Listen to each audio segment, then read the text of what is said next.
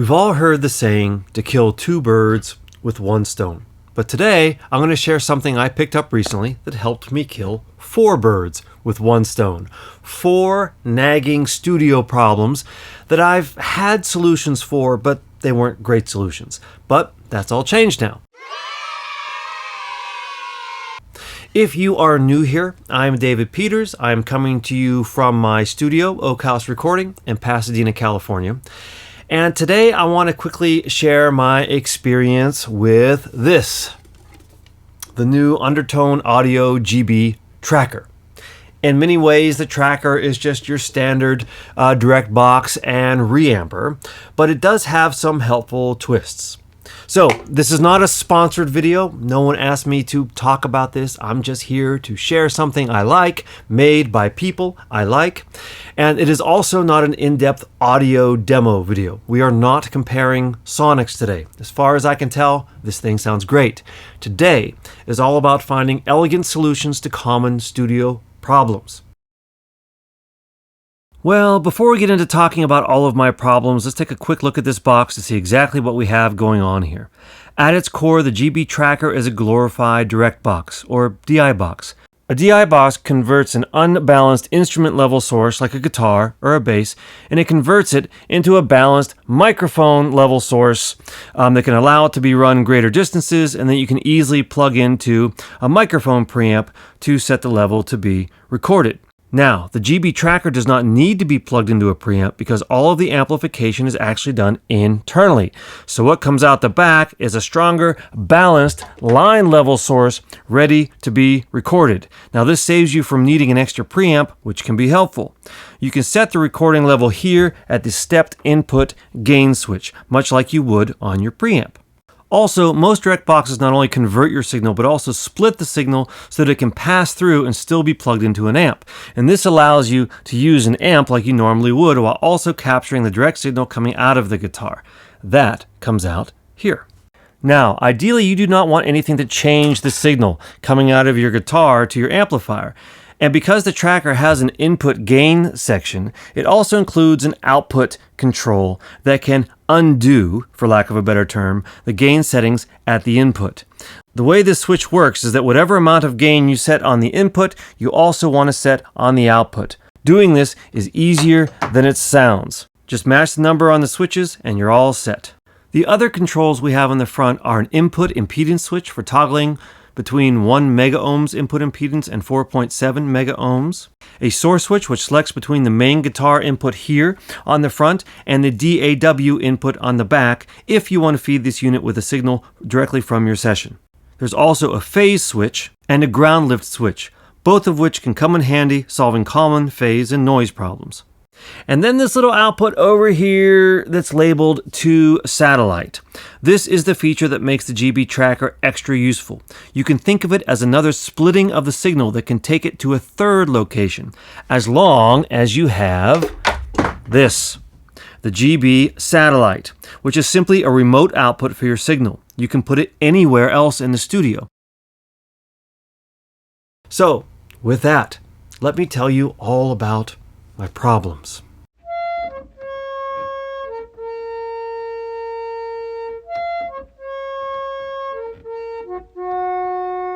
So let's start with the most obvious problem the GB Tracker has solved, and then we'll work our way up. When I am mixing, I like to reamp things occasionally. I also love to mix with guitar pedals. But guitar pedals do not work using the same levels, impedances, and cable types as most studio gear. So you need some sort of interface to get all of that handled and sorted out. Now, there are several things on the market that do this job pretty well, and perhaps they even do it for less money, but this is one problem the GB Tracker has solved here, and it's made my life a lot easier. Okay, here's another problem the tracker has been helping me solve around here, and that is simply helping me get into the habit of capturing a DI signal whenever I'm recording guitars or anything else that plugs in.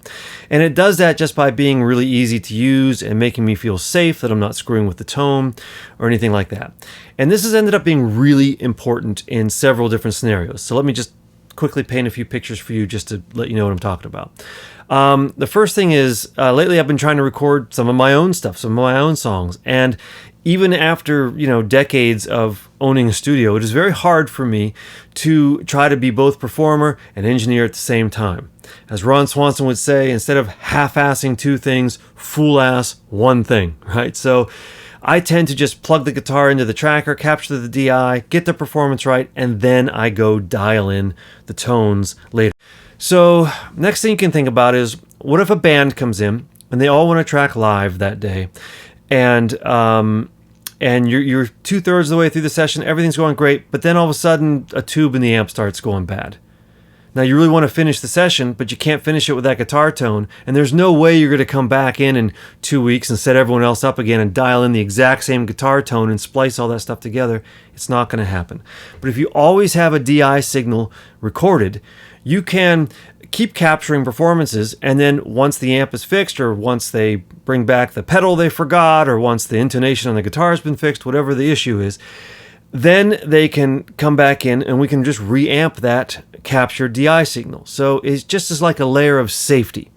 And here's one more scenario that kind of surprised me how effective it's been. But whenever you have to comp or edit together takes, sometimes, especially if something like electric guitar, which might have a lot of overdrive on it, it might have a lot of effect-laden stuff, sometimes it's difficult to comp stuff that's soupy or overdriven. It's just hard to see where each note moves from one to the next. And if you have a DI signal captured, it is actually far easier to edit or comp the DI signal than it is the amped up or affected signal.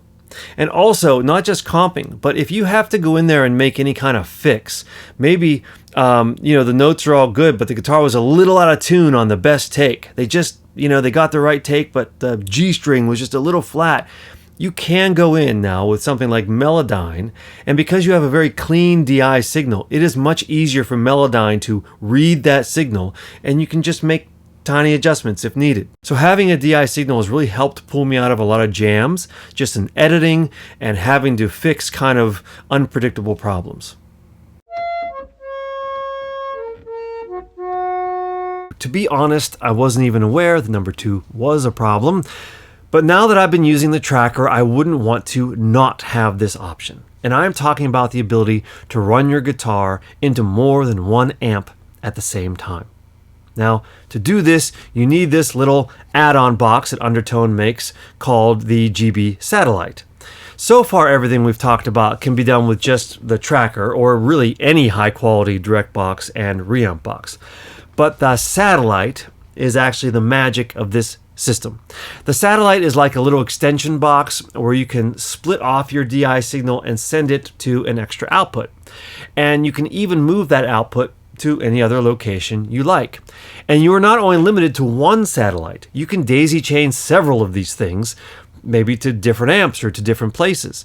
So this is great. Say you want to record and then blend the sound of 2 different guitar amps, which can be super cool. Or maybe you want to capture 2 different sets of pedals, but at the same time so you can get the interactions right or something. Or maybe you want to audition several different amps at the same time. Either way, this just opens up a world of possibilities in an easy, streamlined way. And finally, that leads us to the largest problem the tracker has solved here, and it all comes back to this little satellite box again. My studio, Oak House Recording, is built into a house, hence the name Oak House Recording.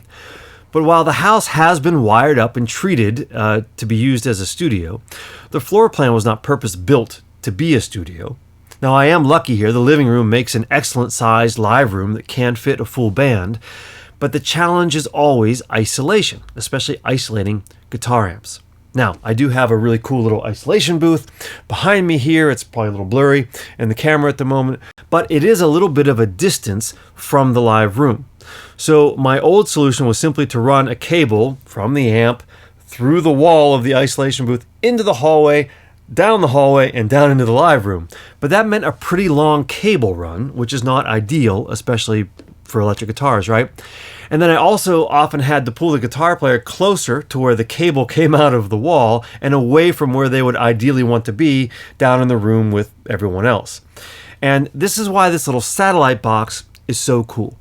When a guitarist plugs into the tracker, it converts the signal into a balanced line level that can then travel great distances without degradation. Certainly longer than any standard guitar cable can, right?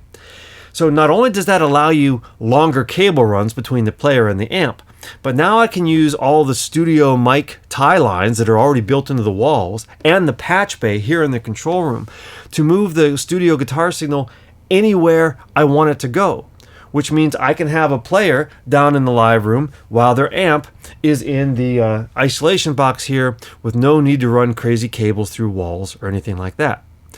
The opposite is also true. Sometimes we're just doing overdubs here in the control room. I've got the guitar player sitting right here next to me. We're listening through the speakers. We're having a great time. Usually we just run their guitar cable through the doors right there into the isolation booth, and it's great. Their amp is in there. But sometimes we want a guitar sound that's like a big spacious room sound. So I want the amp to be in the live room where I can set up, room mics, or I can put mics off in a bathroom somewhere, off in the kitchen to get a really cool sound. So now what I do is the guitarist is just here with me in the control room. Their signal goes into the tracker. The tracker then dumps the signal into my patch bay, and I send the signal via the patch bay into any of the mic lines anywhere else in the house I want it to go. It comes out this little satellite box into the amp, and there you have it.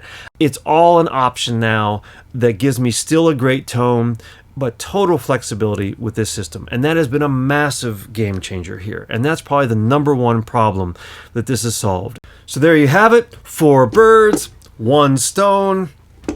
What do you think? Have you tried the tracker? What do you think? Do you have a solution that is like the tracker that you think might even be cooler that I don't know about? What other nagging studio issues do you have, especially in home studios like this, where you have to find novel solutions? So what other issues are you having where you're still looking for a solution? Maybe ask in the comments. Maybe I have some insight that I figured out here over the last few decades. So with that, until next time, don't forget to like, subscribe, comment, do all that stuff. Leave me a message, whatever you'd like to do. I will see you here again soon.